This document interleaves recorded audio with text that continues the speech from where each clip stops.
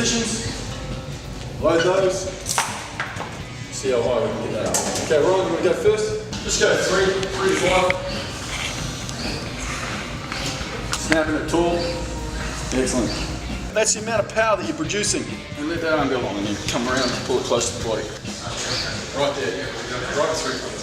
A fascinating learning curve is to adapt certain movements that we do in our training programs and then how they replicate in the water. Having a peak power output allows us to blend a perfect amount of strength and speed required for enhancing movements in surfing. Call that number out for me, buddy. 914. Kaiser technology is awesome for developing performance power. Okay, buddy, give us 3 reps here. That's it. Good. Right through.